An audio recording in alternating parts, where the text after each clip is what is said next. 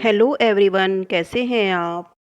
तो चलिए चलते हैं इतिहास के एक और टॉपिक की ओर।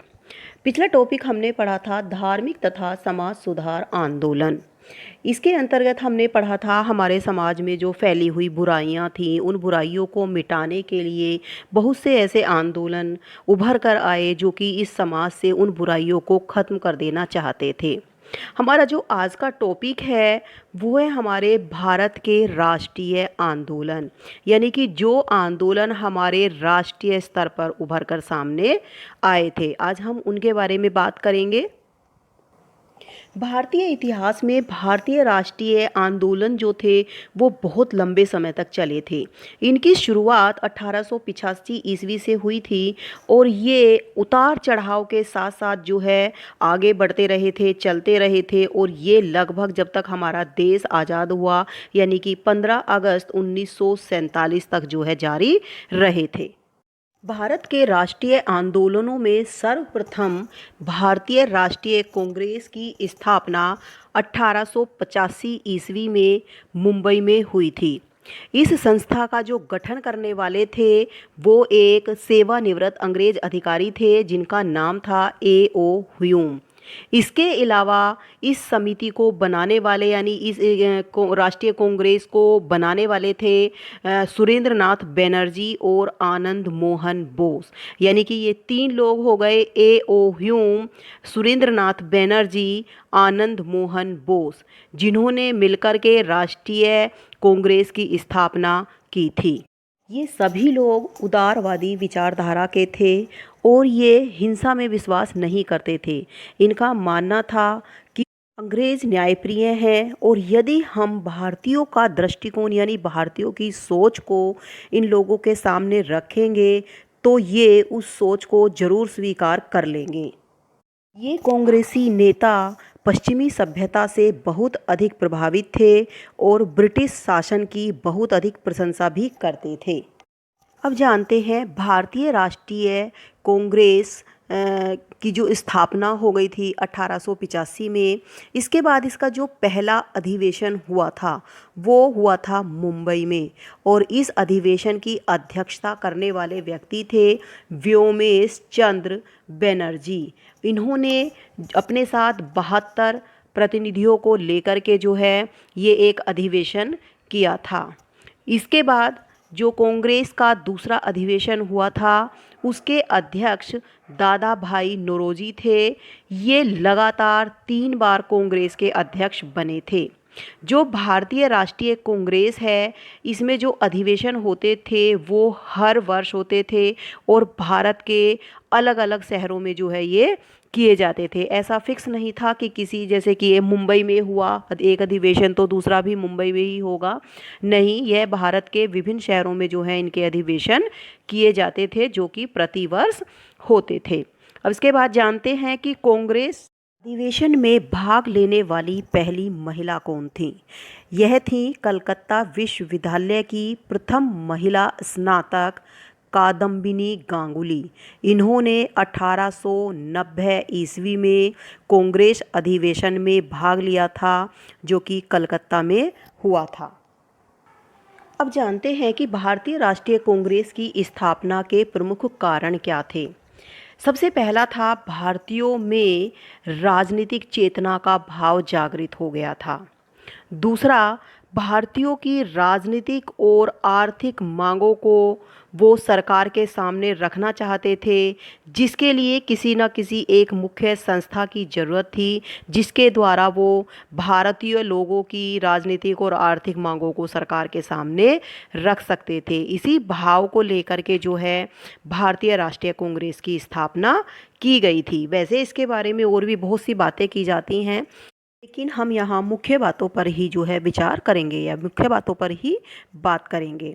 धीरे धीरे राष्ट्रीय कांग्रेस ने राष्ट्रीय स्वतंत्रता आंदोलन का रूप लेना शुरू कर दिया। यानी पहले तो जब इसकी स्थापना हुई थी तो इसके बारे में यही विचार था कि भारतीयों में राष्ट्रीय राजनीतिक चेतना का भाव जागृत हो गया था और वो भारतीयों की मांगों को सरकार के सामने रखना चाहते थे।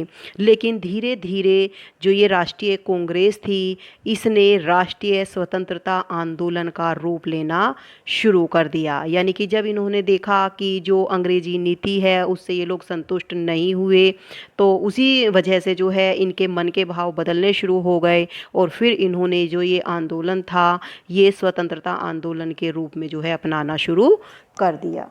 और अब बात करते हैं कांग्रेस की विचारधाराओं के बारे में। यानी कि जो भारतीय राष्ट्रीय कांग्रेस थी, इसमें दो विचारधाराओं के लोग जो है हो गए थे, जिसकी वजह से इसमें दो दल बन गए थे। जो सबसे पहला नरम दल था वो शांतिपूर्वक अहिंसात्मक रूप से वैधानिक तरीके से अपनी आवश्यकताओं को सरकार से पूरी करवाना जो है चाहता था। नरम दल के लोगों यानी उदारवादियों का मानना था कि अंग्रेज भारतीयों को शिक्षित करना चाहते हैं और वो भारतीयों की समस्याओं से बेखबर नहीं हैं। वो खुद ही धीरे धीरे जो है भारतीय लोगों को जो जो चीज़ों की आवश्यकता है वो उनकी मांगों को खुद ही स्वीकार कर लेंगे, लेकिन ऐसा नहीं था। इन्हीं विचारों के साथ जो ये संस्था थी नरम दल के रूप में, ये लगभग 20 सालों तक ऐसे ही बनी रही।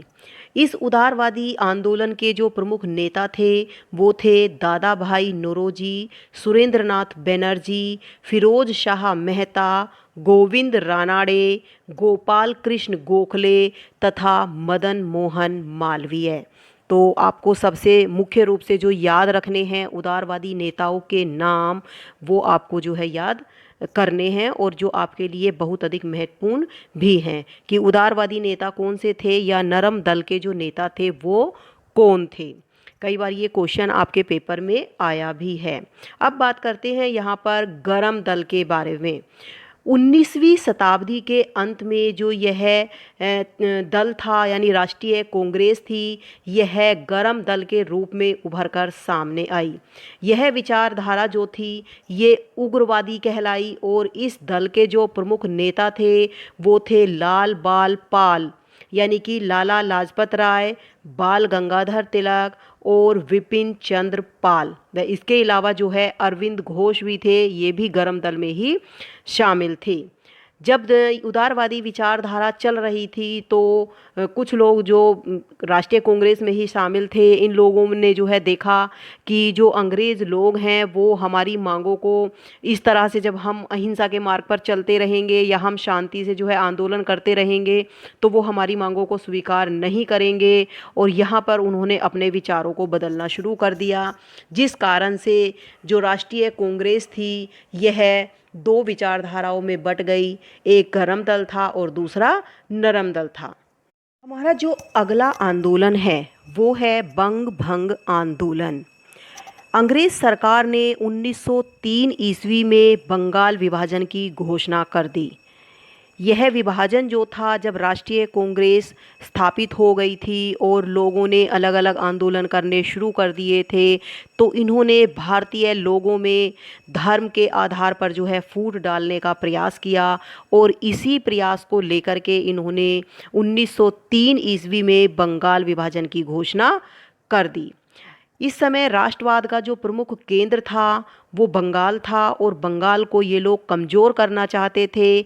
इसी चीज़ को लेकर के इन्होंने प्रशासनिक सुविधा यानी कि इन पर प्रशासन करने के हिसाब से बंगाल को दो भागों में बांटने पर विचार बनाया। पहला आधार था भाषा के आधार पर और दूसरा था धर्म के आधार पर। पूर्वी बंगाल में मुस्लिम आबादी जो थी वो लगभग 60% यानी 59% थी और पश्चिमी बंगाल में जो हिंदू आबादी थी वो काफ़ी अधिक थी। तो इन लोगों ने जो है जो आबादी ज़्यादा अधिक थी यानी मुस्लिम आबादी पर इन्होंने जो है अधिक प्यार दिखाया और उस समय जो जनरल लॉर्ड कर्जन थे उन्होंने इसी का जो है फ़ायदा उठा करके कि मुस्लिम लोग जो है वो हमारी तरफ आ जाएंगे, 1905 में इन्होंने बंगाल को दो भागों में विभाजित कर दिया। जो उदारवादी लोग थे इन्होंने बंगाल विभाजन का विरोध किया और ये विरोध करने वाले जो मुख्य लोग थे वो थे सुरेंद्र नाथ बनर्जी, के मिश्रा, पृथ्वी चंद्र राय।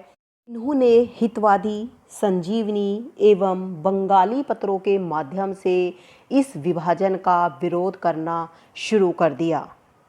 इसी आंदोलन के साथ साथ स्वदेशी आंदोलन भी शुरू हो गया, यानी लोगों ने विदेशी वस्तुओं का बहिष्कार करना शुरू कर दिया और विदेशी चीज़ों की होली जलानी शुरू कर दी।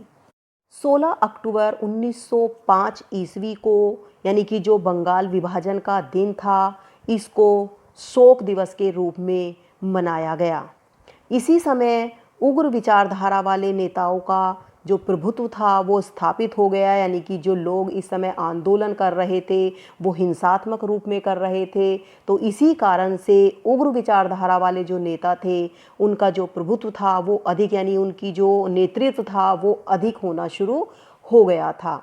इस आंदोलन में अंग्रेज़ों ने जो छात्र थे, यानी जो पढ़ने वाले शिक्षार्थी थे, उनको प्रताड़ित करना शुरू किया। जो वंदे मातरम का गाना गाया जाता था उस पर रोक लगानी शुरू कर दी। जो सभाएं हो रही थीं उन पर प्रतिबंध लगाने शुरू कर दिए और जो प्रदर्शनकारी थे उन पर लाठी चार्ज करना और जो प्रेस के माध्यम से लोगों में चेतना का भाव भरने की कोशिश की जा रही थी उसका भी दमन करना शुरू कर दिया था।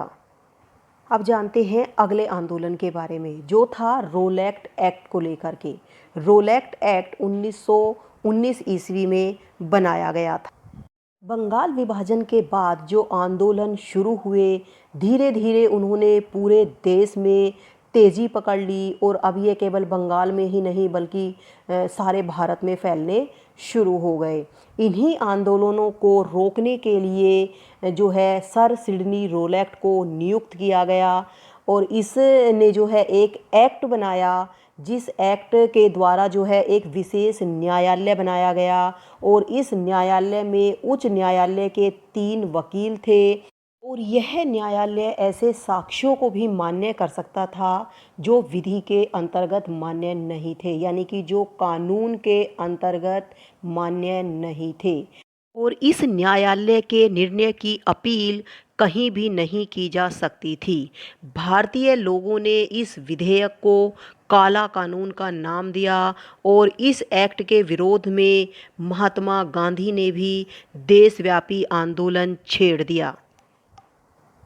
इसके बाद 1919 में ही एक और प्रमुख घटना हुई जो कि इतिहास के पन्नों में आज भी बहुत दर्दनाक घटना के रूप में याद की जाती है। ये था जलियांवाला बाग हत्याकांड, जो कि 13 अप्रैल सन 1919 ईस्वी में हुई थी।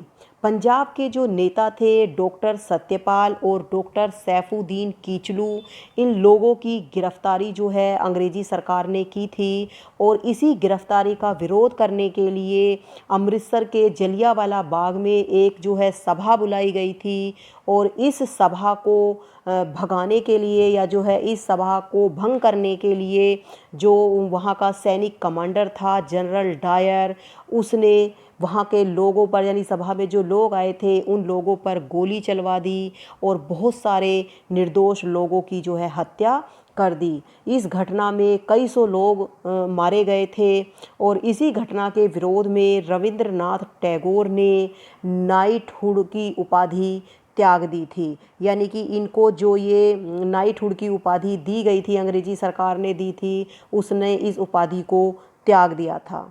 और जलियांवाला बाग में हुई इस घटना के कारण जो बहुत सारे सत्याग्रही थे, यानी कि जो अहिंसा के मार्ग पर चलने वाले लोग थे, उन लोगों ने अहिंसा के मार्ग को छोड़ करके हिंसा के मार्ग को अपना लिया था। और जब जो सत्याग्रही थे उन्होंने अहिंसा का मार्ग अपना लिया, क्योंकि गांधी जी तो जो अहिंसा के मार्ग पर चलते थे, इसी बात को लेकर के इन्होंने 18 अप्रैल 1919 में जो अपना सत्याग्रह था वो समाप्त कर दिया था। जलियांवाला बाग हत्याकांड के बाद खिलाफत आंदोलन की शुरुआत हुई, यानी कि अंग्रेजी हुकूमत के खिलाफ जो है बहुत सारे आंदोलन शुरू हुए जो कि 1919 से लेकर के 1922 तक चलाए गए। इनमें सबसे पहला आंदोलन था खिलाफत आंदोलन, यानी कि पूरे देश के लोगों ने, चाहे वो हिंदू हों चाहे मुसलमान हों, सब ने एकत्रित होकर के अंग्रेजी हुकूमत की खिलाफत करनी जो है शुरू कर दी।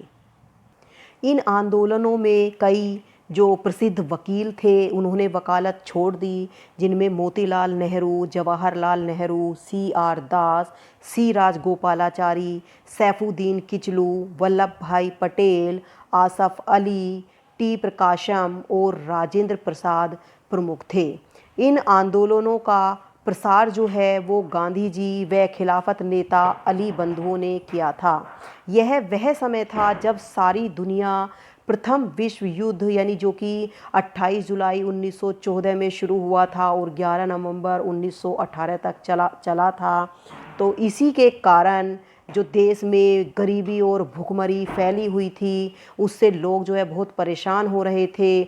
और इसी भुखमरी और परेशानी के कारण फिर जो और अंग्रेज़ी हुकूमत थी वो यहाँ की जनता पर अत्याचार कर रही थी। इन्हीं अत्याचारों से और अधिक परेशान होकर के लोगों ने अंग्रेज़ों की खिलाफत करनी शुरू कर दी थी। जो असहयोग आंदोलन था वो गांधी जी ने 1920 ईस्वी में शुरू किया था और इन्होंने अंग्रेजी सरकार के बहिष्कार में इस आंदोलन को शुरू किया था, यानी अंग्रेजी सरकार का ये बहिष्कार करते थे। गांधी जी ने सरकार से प्राप्त पदक केसरे हिंद भी वापस कर दिया था और लोगों ने सरकारी नौकरी और विदेशी वस्त्रों का भी बहिष्कार करना शुरू कर दिया था। अब बात करते हैं एक और घटना की, जो थी चोरा चोरी कांड। 5 फरवरी 1922 ईस्वी में गोरखपुर में चोरा चोरी नामक स्थान पर यह घटना हुई थी। इसमें जो कुछ किसान लोग थे वो अपने साथियों के पकड़े जाने पर उसका विरोध, अंग्रेजी सरकार का विरोध करने के लिए थाने में जो है इकट्ठा हुए थे और इन्हीं प्रदर्शनकारियों पर पुलिस ने गोली चलवा दी। और इसी उसके कारण, गुस्से के कारण इन लोगों ने थाने में आग लगा दी और इससे बच कर के जो पुलिस वाले भागे उसको इन प्रदर्शनकारियों ने मार डाला और इस घटना में लगभग 22 लोग मारे गए। यह घटना चोरा चोरी कांड के नाम से प्रसिद्ध हुई, क्योंकि यह घटना इस स्थान पर हुई थी, इसलिए इस घटना को जो है चोरा चोरी कांड कहा जाता है। अगली कांड की बात करते हैं जो है काकोरी कांड। इस समय पूरे भारत में अंग्रेज़ों के विरुद्ध जो है आंदोलनों ने एक क्रांतिकारी रूप ले लिया था और इसी क्रांतिकारी रूप में जो है एक घटना हुई थी 9 अगस्त 1925 में, जो काकोरी कांड के नाम से प्रसिद्ध हुई। हिंदुस्तान रिपब्लिकन एसोसिएशन के सदस्यों ने राम प्रसाद बिस्मिल की योजना के तहत काकोरी नामक गांव में एक रेल को रोककर, जो कि ब्रिटिश सरकार की थी, उसमें ब्रिटिश सरकार का खजाना लूट लिया। इस घटना से क्रोधित होकर सरकार ने राम प्रसाद बिस्मिल, अशफाक उल्ला खान, राजेंद्र लाहिड़ी तथा रोशन सिंह 4 लोगों को फांसी दे दी और 4 लोगों को आजीवन कारावास में अंडमान भेज दिया तथा बाकी के जो 17 लोग थे उनको भी लंबी सजा सुनाई। इस घटना में चंद्रशेखर आज़ाद फरार हो गए। ब्रिटिश सरकार के इस न्याय के कारण क्रांतिकारी और अधिक भड़क गए और इन्होंने उत्तर प्रदेश में शिव वर्मा, जयदेव कपूर, विजय कुमार सिन्हा और पंजाब में भगत सिंह, सुखदेव और भगवती चरण वोहरा ने चंद्रशेखर आज़ाद के नेतृत्व में हिंदुस्तान रिपब्लिकन एसोसिएशन का पुनः गठन करके दिसंबर 1928 में हिंदुस्तान सोशलिस्ट रिपब्लिकन एसोसिएशन की एक संस्था की स्थापना की। इसके पश्चात स्वराज्य दल का निर्माण हुआ या उदय हुआ। 1922 में गांधी जी की गिरफ्तारी के बाद कांग्रेसियों के बीच में बहस छिड़ गई और ऐसे काल में वो ये नहीं समझ पा रहे थे कि उनके लिए कौन सा रास्ता सही है और कौन सा रास्ता गलत। इसी बात को लेकर के जो है 1922 ईस्वी में स्वराज्य दल का उदय हुआ। इसका उदय 1922 में कांग्रेस के एक वार्षिक अधिवेशन में हुआ और इस अधिवेशन में कांग्रेस खिलाफत स्वराज्य पार्टी की नींव पड़ी, जिसमें इन्होंने अपने ही कांग्रेस पार्टी की खिलाफत करनी शुरू कर दी। इस विचारधारा के समर्थक वकील वल्लभ भाई Patel, Rajendra Prasad, C Rajagopalachari, MA Ansari, CR दास तथा मोतीलाल नेहरू थे। इसके पश्चात 1927 ईस्वी में सर जॉनसन की अध्यक्षता में एक कमीशन बना जिसका नाम था साइमन कमीशन। इस कमीशन में 7 सदस्य जो कि श्वेत यानी कि अंग्रेज़ लोग थे वो मिलाकर के एक सुधार समीक्षा समिति बनाई गई और इसमें एक भी भारतीय सदस्य को शामिल नहीं किया गया, जिससे भारतीय लोगों को यह स्पष्ट हो गया कि अंग्रेज़ सरकार यह मानने को तैयार नहीं है कि भारत के लोगों को अपने देश का शासन चलाने का अधिकार है। और इसी के विरोध में इन्होंने भारत में साइमन जहाँ जहाँ पर भी गया उसका विरोध किया और साइमन वापस जाओ के नारे लगाए। भारतीयों ने साइमन के विरोध में काले झंडे भी दिखाए। इसके बाद एक और घटना हुई जो जनवरी 1926 ईस्वी में गुजरात के सूरत ज़िले के बारदोली तालुका में हुई। यह घटना भू राजस्व की दरों में 30% की वृद्धि को लेकर के हुई थी। इस कारण यहाँ के लोगों और कांग्रेस के लोगों ने वल्लभ भाई पटेल के नेतृत्व में इस लगान का विरोध करना शुरू कर दिया था। इस आंदोलन के संगठन में पटेल ने तालुके में 13 छावनियाँ स्थापित की थीं। इस समय बारदोली सत्याग्रह पत्रिका का भी प्रकाशन किया गया और एक और जो बौद्धिक संगठन था उसकी भी स्थापना की गई। अगस्त 1928 में यह आंदोलन पूर्ण रूप से हर जगह यानी पूरे गुजरात में फैल गया और इससे पटेल की गिरफ्तारी की संभावना बढ़ गई और इसी संभावना को लेकर के जो है गांधी जी बारदोली पहुंच गए। सरकार ने एक बार फिर से गांधी जी के कहने पर जो है जांच समिति बनाई और जिसमें ब्लूमफील्ड और मैक्सवेल नाम के व्यक्तियों को शामिल किया गया। इन लोगों ने इस समिति में इस लगान को गलत बताया और फिर बाद में इस लगान की दरों को घटाकर 6.03% कर दिया गया। और अंत में बात करते हैं नेहरू रिपोर्ट की। 1928 ईस्वी में भारतीय सचिव लॉर्ड बिरकनहेड ने भारतीयों को एक ऐसा संविधान बनाने की चुनौती दी जो सभी दलों को मान्य हो, यानी कि जो सभी लोग जिसको मान्यता दें या ऐसा एक संविधान बनाया जाए जिसमें किसी को कोई भी आपत्ति ना हो। इसी कारण देश के विभिन्न विचारधाराओं के नेताओं की एक सर्वदलीय बैठक या सम्मेलन जो है बुलाया गया और इस सम्मेलन में मोतीलाल नेहरू की अध्यक्षता में एक समिति बनाई गई। इस समिति के मुख्य सदस्य अली इमाम, Subhash Chandra Bose, MS any, Mangal Singh, Shoaib Qureshi, GI प्रधान और तेज बहादुर सप्रू थे। इन्होंने देश के संविधान का प्रारूप तैयार करने की दिशा में एक बड़ा कदम उठाया और इसी कदम के बाद जो है एक रिपोर्ट पेश की गई। इसी रिपोर्ट को नेहरू रिपोर्ट के नाम से जाना जाता है।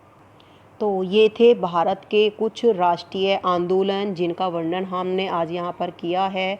आशा करती हूँ कि आपको ये समझ आए होंगे और इसी के साथ जो है समाप्त करते हैं। नए टॉपिक के साथ जल्दी ही फिर मिलेंगे। नमस्कार, धन्यवाद।